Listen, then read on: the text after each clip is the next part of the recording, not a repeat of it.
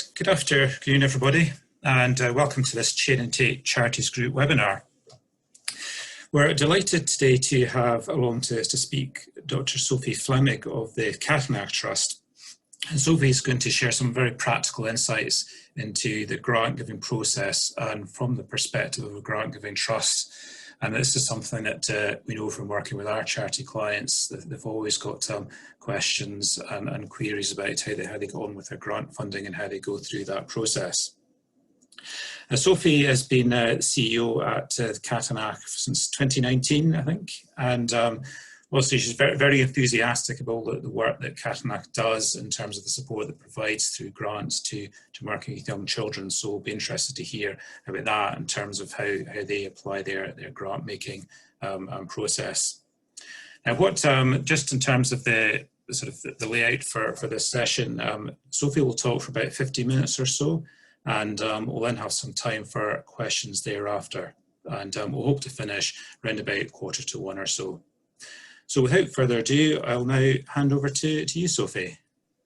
Thank you so much, Ewan, and thank you very much for joining today. It's really exciting to be here because, you know, it feels like we funders talk a lot to each other, and then I speak to, you know, the organizations that approach us for grant funding. But it's in the absence of this year's the gathering, it's not been possible to have those wider discussions. So I really appreciate you being here to listen to what I have to say today. Now, this presentation and the session is really meant to I hope, give some insights about what the application process is looking like from a funder's perspective. And if you see me flinch when I say application, is we've in Katana have had a discussion that we don't like the word, because you're not an applicant, you're a partner. We can sit on our money for as long as we want. The money itself is not going to learn to walk and do all the things that really bring about change. So we like to talk about proposals. So I'll slip into one or the other. If there's anything, I suppose, heartening in that is that funders have more and more of these discussions about.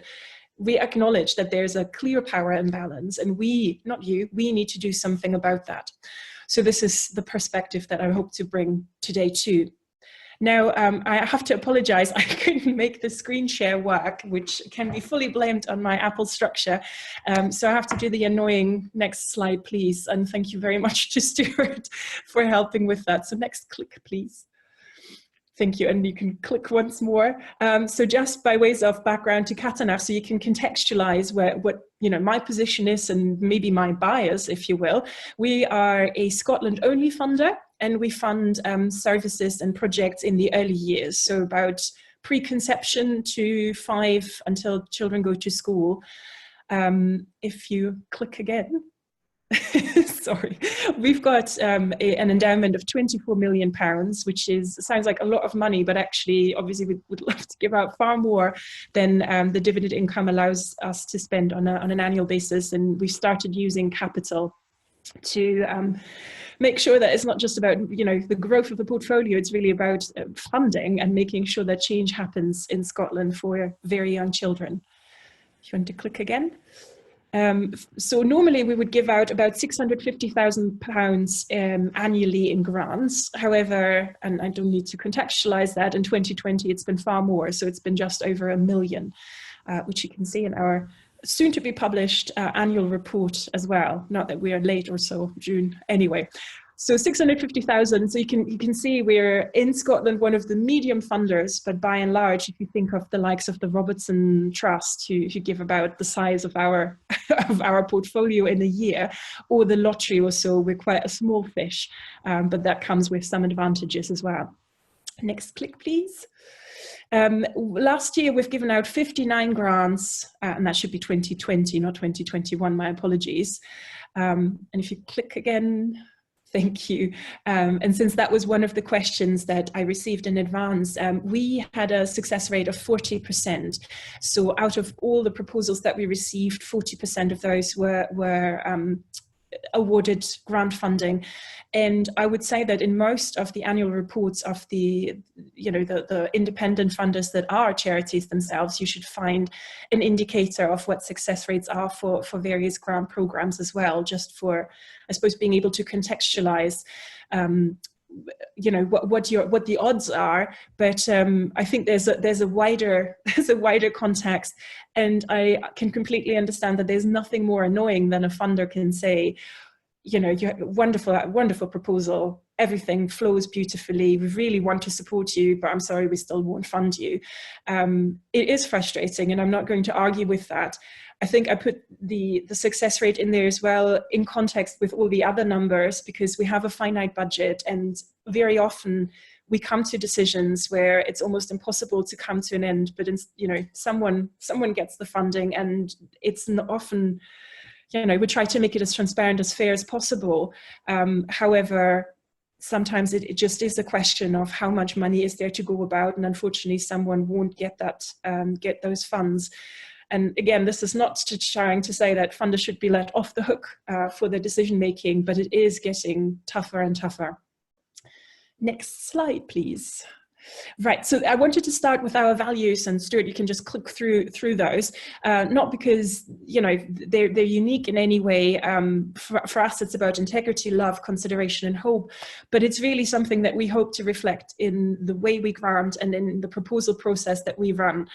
Now, other funders have other values, or maybe they don't speak specifically about values. But I think for me, if you click again, it's just the explanations, yes.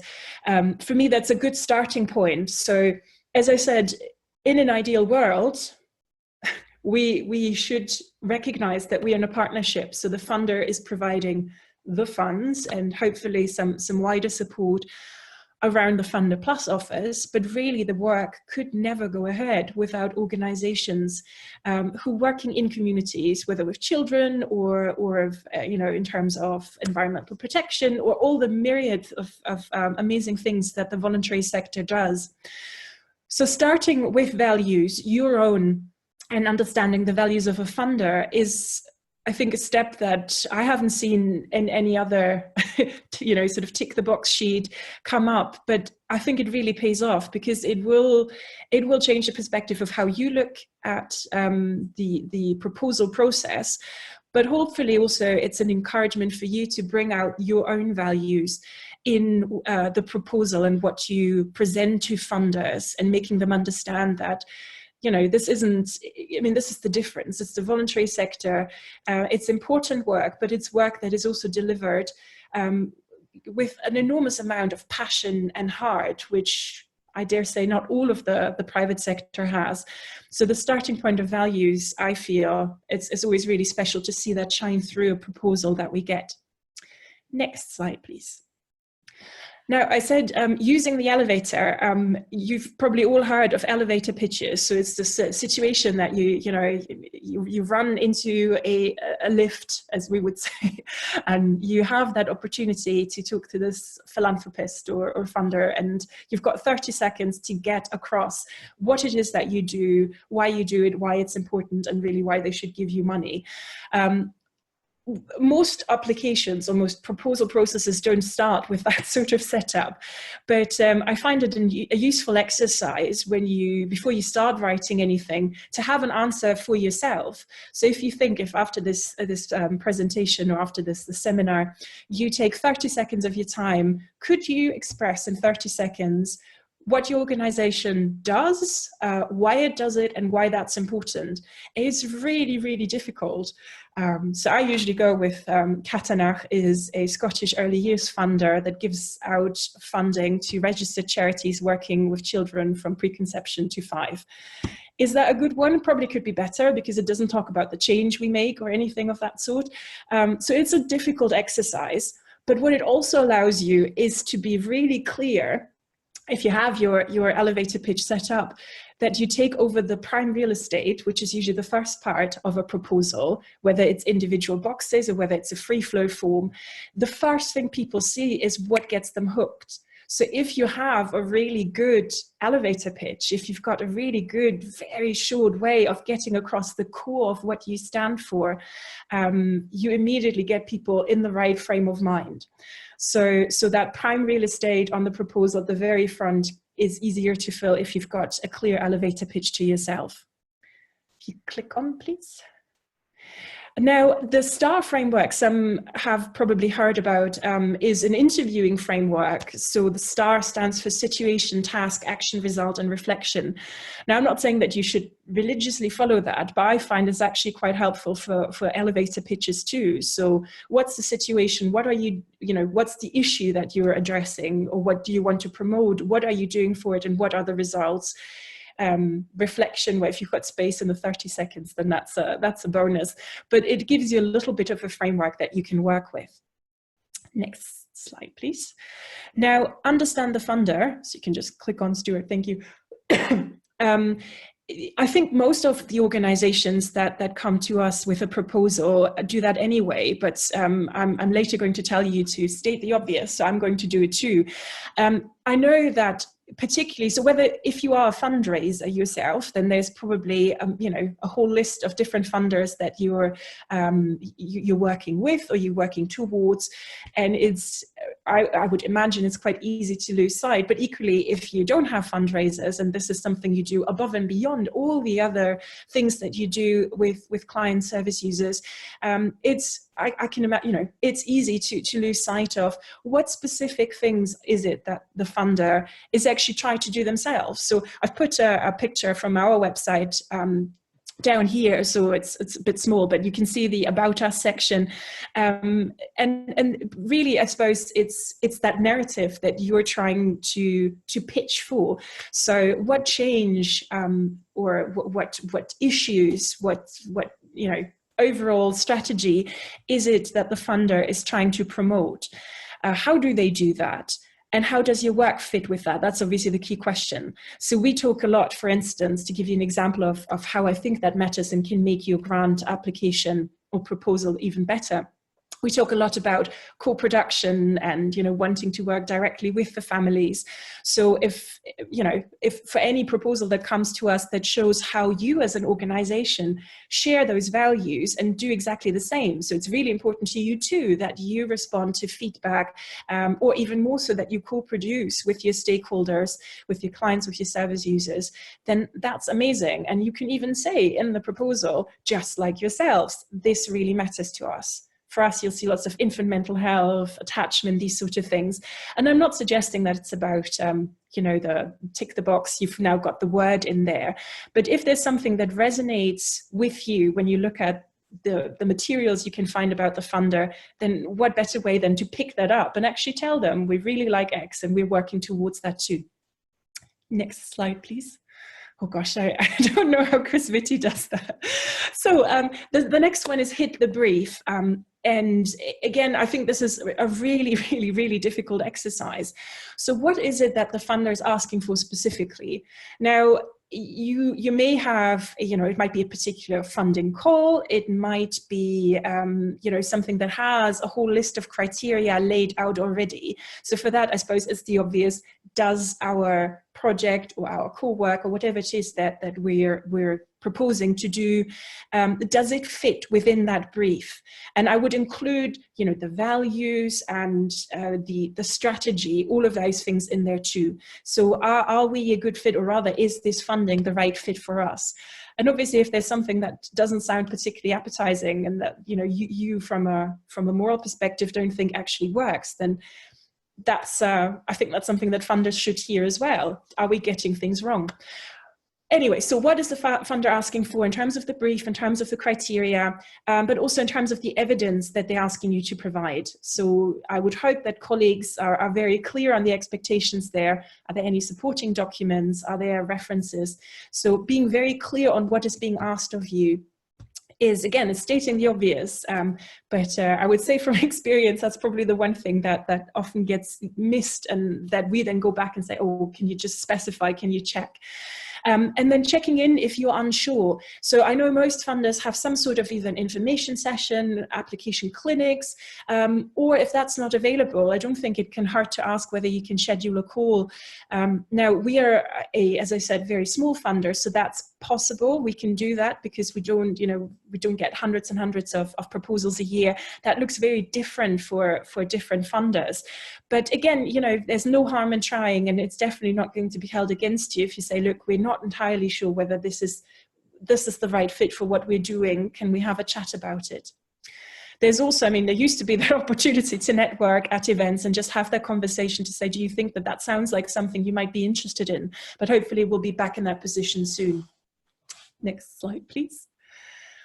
So the change you want to be, I think outcomes and reporting on them is a minefield. It's very difficult, and I would like to reassure you that we as funders understand too that it is very difficult. It's time consuming.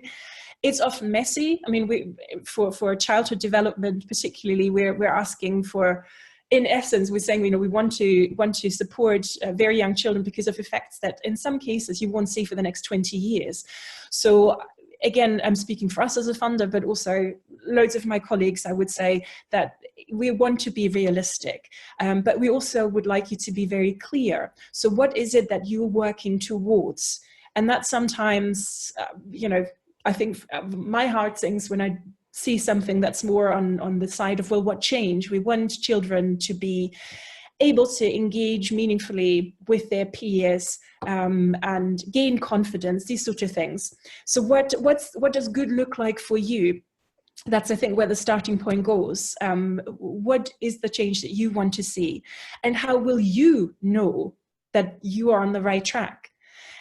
And really, that's all we as funders should be asking for, because it's not really about, you know, you're not doing this for us. You're doing this for the children, the animals, that, you know, whatever the context may be. So the whole setup of outcome reporting, in a way, is a question to make sure that you are very clear on what it is that you want to achieve and how you know that you get there. I would say be realistic, and also say when things aren't clear or whether something is an exploration. So it may work, but it may not.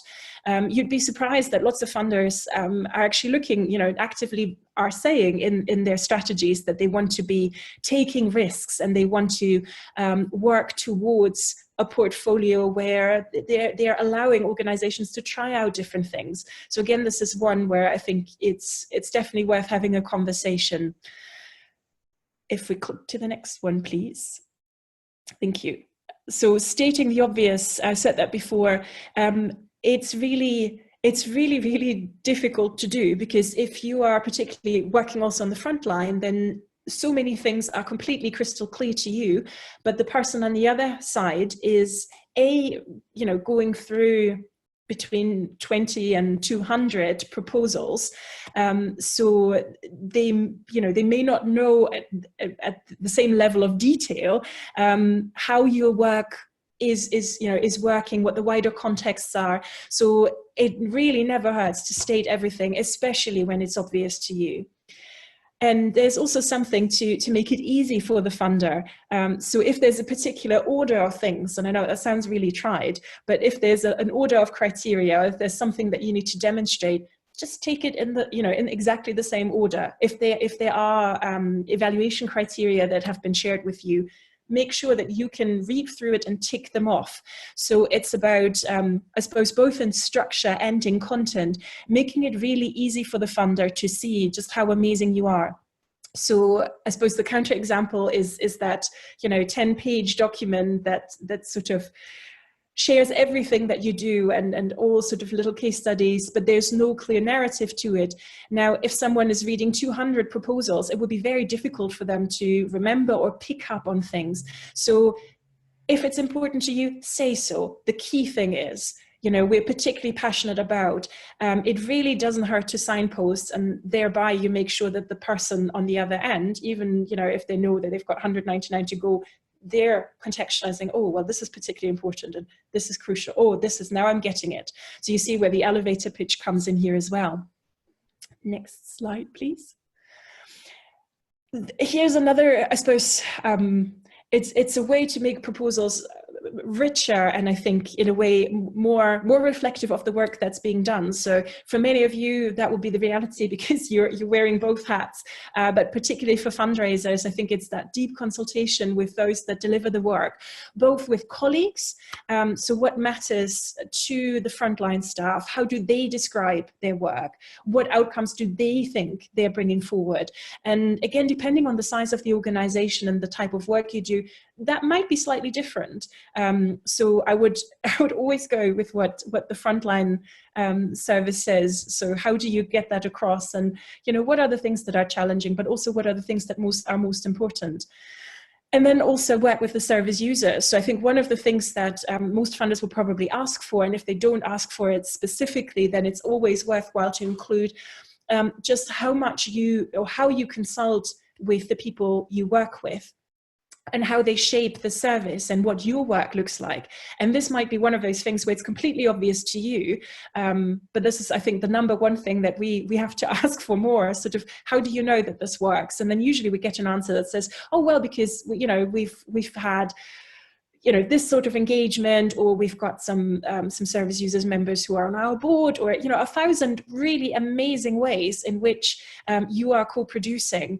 So again, state the obvious and make that very clear, because it's definitely a sign just of how amazing your work is. Next slide, please. Now, this one is a peer review test, and sort of the, I don't know what the Scottish equivalent of the Clapham buses, but again, if you go through a proposal, it will probably, because you've written it, be clear to you. It might be clear to one of your colleagues, but can you get your husband, your wife, your children, your granny, the neighbor, can you get someone who's outside of the organization to read your proposal? And do they get it? Can they answer the questions that you set out to answer? Do they pick up on any, you know, do they see the criteria reflected? Or do they come out and say, oh, well, I now have a question? And that's, I suppose that's of value to anything people write, but it's a really useful tool, because depending on, again, what kind of funder you're working with, now, as I said, we're small, we're specialized, so chances are that we're picking up on, you know, we know what GERFEC is, and these sort of Shannari and so on and so forth. But if you've got a funder and an open call in a UK organization, they won't pick up on these things. So that crystal clear, you know, sort of what we do for dummies version, if I can say it that way, often really pays off, because you don't know who reads your proposal on the other end. What you know is that they will dedicate the time and they're reading with an interest. So if you find an interested, sympathetic reader, then that's probably a really good estimate of what a funder will take away as well. Take to the next slide, please. Now, by ways of top tips, you can just pull them through, and I'll just very briefly go through them. So we said, you know, read the call and brief in, you know, a lot of detail, and try to make sure that you cover all the fronts. Or if, you know, if something isn't unclear, look for Q&A info. Sometimes they're on websites, sometimes they come in the packs, or indeed ask questions if and when that's possible. Keep to the timeline. I say that with all the understanding, and I think here it's, you know, you need to contextualize. So with small funders, you know, if someone picks up the phone and says, you know, X has happened, or, you know, we can't make that date, is there any way we can send you something later? Then we will go and make sure to go out of our way to make that possible, but we don't know. So it's about open communication. Now, if you have a national call for some of the bigger funders, I don't think that that's an option. So in which case, you know, you need to be mindful of whom you're working with. But I think for most of the particularly Scottish funders, as long as it's an open conversation, there's always, you know, some wiggle room there. Proofread, and I don't mean this in the kind of spelling and grammar, I mean for sense, so that that, you know, person outside your organization, does it come across, does it make sense? And I know it's challenging, particularly when you're working across text fields and different prompts. So, you know, is what you've written, is that still getting across that key message, your values, why you're here, and then everything else the funder wants? Keep the communication open, as I said before, sort of if there are questions or if there's any challenges that you're facing, it's better for the funder to know that in advance so they can react rather than, you know, trying to do something post-fact. Contextualize both around who the funder is, what they're, you know, again, are they national and huge and funding lots of different causes, or are they quite niche, boutique, as my trustees ask me to call it, but also contextualizing, I think, on the other side. So, you know, some of the funding calls, particularly the open ones, get thousands of proposals back. So it is a really tough field. That doesn't make it better. But I think it's always legitimate to ask for feedback. Now, sometimes it's possible we certainly endeavour to give feedback to all of our organisations that put a proposal before us, but sometimes that may not be possible, but it never hurts to ask. So I think that's now the last slide, and you've just got, indeed, a big thank you from me for your time and my contact details if there's anything else you would like to follow up on. Now you might, oh sorry, Ewan, you go. No, well, thanks very much, Sophie. That was fascinating, and lots of really helpful insights and nuggets of information there. I think you said that there's some questions which came in a bit earlier, so I think if you're able to have a talk about some of those. Absolutely. So apologies, you've probably heard enough from me. Thank you very much for sending in these questions. The first one is probably also the trickiest one, and that was what level of reserves do you consider too high for a charity to be awarded funding? Now, so this is where I'm in two minds. So with my Katana hat on, we've done a lot of work around that, and I'm very confident we'll change our official policy around that. So for me, there is no too high. I think there's a question of what reserves are there and what are the plans for them. So if we feel that there's, maybe a higher level of reserves than what we used to, say, one example I could think of was 18 months. We would ask and say, so can you say more about that? And the answer we got in that particular case was yes, because we're waiting for that, one piece of research that isn't coming together, but we'd really like to fund it if we find the right people to do it. So, what is it that you want to do with them? Or is there something about membership in the local government pension scheme and the outfall thereof? Is there a particular, are you thinking of a strategic review? So for me, and I say that for me in Cattanach, there is no level that is too high. There's just, is there a clear plan for what you're using it, what you want to do with the money? And obviously, if there's no plan whatsoever, then I suppose funders would ask questions. But I also know that that's not representative across all funders. And there are some have criteria, 3 to 6 months. I think the Oscar website at the moment suggests that 8 months is is considered good and healthy, and with all the implications should you go beyond or not. But also to encourage you around that is that funders have been starting to talk more and more about reserves. So, and the SCVO hosted a webinar around right levels of reserves, and Ewan very helpfully gave some context about what reserves stand for, and Nick Addington from the William Grant Foundation has written really amazing blogs on the different uses of, the money used for wind up, the money used for strategy, etc., etc. So in short, after this year, I would be surprised if funders really have a hard cutoff. But I would say that it's always important that you get across why, and I would say proactively, why do you hold the reserves that you have, either if they're very low, or indeed if they're considered to be on the higher end. So say that outright, this is the plan that we have with the money, or this is our fundraising strategy. Now, the next question was to manage expectations, what level of detail would you prefer on measuring the success that the grant has helped to deliver when recipients report back? So I hope I covered some of that in my presentation, and obviously is that a cop-out to say, well, it depends. Again, from a perspective from Cattanach, I think I would prefer to have a clear ambition around, children that socialize, that are overall more, able to communicate better, these sort of things that in a way, I would be surprised if anyone is asking you for a randomized control trial, whether the way you work is having these long-term effects. But, asking yourself the question, how do you know as an organization that these things are happening, and then use that as the measure and the outcome reporting for funders. So I think what is good enough for you should also be good enough for the funder. Equally, because otherwise we'll just end up with bums in seat. I think that's sort of the classic, how many people do you think you get to an event or a group or these sort of things. And again, I think funders are wanting to move away from that. So a critical and clear reflection also, if you feel that what funders are asking for is not feasible, or indeed taking account in your budget to say, well, therefore, if you're asking for this level of reporting, then we need to make sure that we've got full cost recovery, and this is, you know, this is what it will cost us. Now, the next one was, do you prefer projects that are sustainable?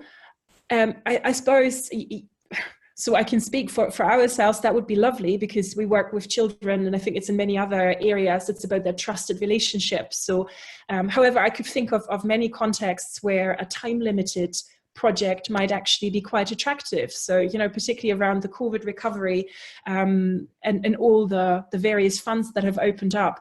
I think some of them are, by their very nature, you know, I say that with of optimism, this pandemic will end and certain challenges will end with it. Others will live on.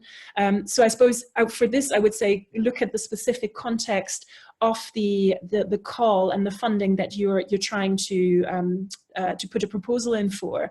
So is it something that is project-based, one-off? I think most of the funding will look at these factors, or at least a plan of how do you think you can make it sustainable, whether that's by a fundraising strategy, or is that partnership work, or, you know, there are many answers to that. But I think, again, here the context is key, and most will probably prefer sustainability. I've answered the question on how many grant applications to us are successful. And again, I think you can get those stats from most annual accounts of the big funders. And then the final one here was, what does the future hold for grant giving? Lots of smaller funds or collaboration between grant givers to provide larger funds. Now, I wish I had the answer to that. My preference would certainly be more collaboration, whether that's around a bigger fund or making match funding easier and putting the onus on funders rather than on the sector. But I know I'm also very aware that you know, we've been talking about this for a long time, and yet we haven't really moved on. So I think there's a lot for funders to do better, to do more of, or indeed to ask less. And, you know, there's something around the common reporting and all that. We've seen that, I think, over the last 20 years.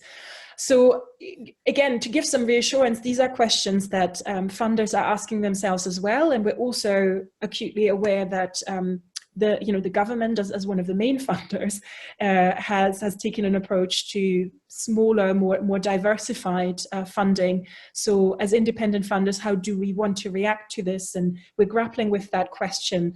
But we're mindful that there's no point in asking for this, you know, these ambitions around systems change if we're doing it in tiny pots of money with tiny reporting and essentially siloing work. So I don't have the answer, but I can say that there's a lot of interest in getting it right, and a lot of work that's getting into it in the funder world. So I'll stop now and hand to you. Thanks, Sophie. I should have said, if you've got any questions, just any other questions, then please use the Q&A function that's should be on the screen in front of you.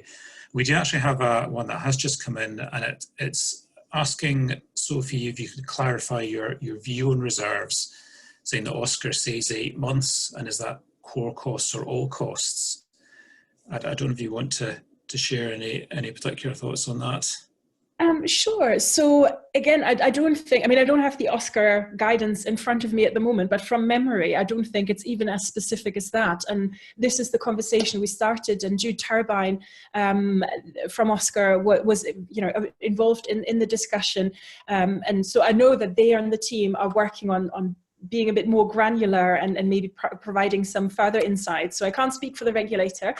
For us at Cattanach, historically, we've looked at 3 to 6 months with soft edges, whereas I think what we do now is we look at the level of reserves, but the question for us is more, how do you feel about your reserves? Is there anything you want to share with us? And usually if the reserves are very low, for instance, then I think organizations will give us a context of why that is, and hopefully answers for how they're planning to increase reserves over the years to come. So we don't have any hard boundaries, and we funded organizations that had as low as 3 weeks of reserves, and that's weeks, not months. But it was, with a discussion about, well, so here you are here. Why is that? Are you, do you understand? So you don't need to justify yourselves to us. Who are we to ask? but we want to make sure that you're clear on where you are, why that is, and how you plan to change the situation if you feel that it requires adjustments. So it's that open conversation, and I can't really speak for other funders. I know some are doing it very similarly to us. Others have harder criteria. And in terms of the clarification of core versus key projects, so I suppose, I was speaking about the reserves that you would declare in your annual account, or the annual accounts and annual report and financial statements. So would very much include core cost. But again, I think Nick Addington, and I can share the link to his blog through you and Stuart, has written very clearly on the various levels. So the reserves that cover your legal requirements, the reserves that go beyond that and allow you to have a rainy day fund, but also the reserves that are set aside for strategic developments, for trying something new that you can't get funding for in the moment. So I would hope that this is where our discussion will lead over the coming year, to make sure that we as independent funders, but also the regulator, is getting that right. Thanks, Sophie. I think the reserves question is a really difficult one, and I think it is important, as the grant givers seem to be getting away from having these a notion of a fixed level or fixed threshold, and it's from the perspective of the charities, it's really important they explain why they have the levels of reserves, and there could be all sorts of different reasons why they're at different levels. They might not be what they want, but it's about getting across in your accounts why you have them, what you intend to do with them, and what you need them for. So we've got maybe one time for one more question, and it's probably more about the type of grants that you're providing, Sophie, at Cattanach. Is it predominantly focused on specific fixed projects, or do you give out more general core type grants? Yeah, so we've always welcomed core proposals, core funder proposals, but we started giving unrestricted funding from last year in September. So it's a new thing for us.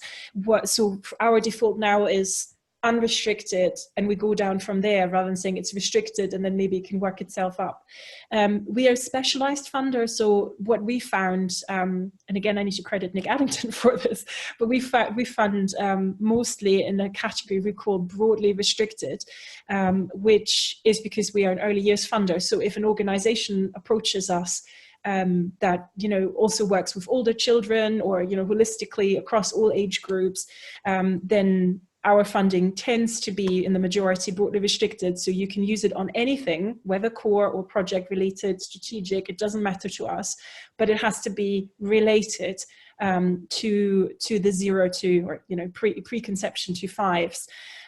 So that's our way of working it. And then in some cases, obviously there are organizations who fit into that early years theme without any adjustments, in which case we're making funding unrestricted.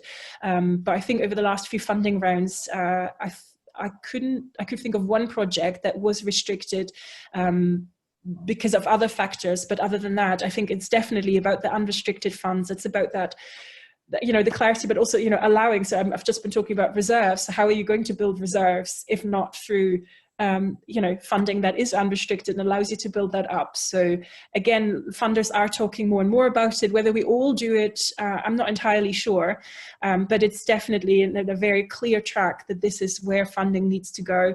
And the last year, if anything, has really underlined that even more, because we've been talking, ad nauseum about the value of flexibility and agile working and being able to respond quickly. And, you've all heard it before.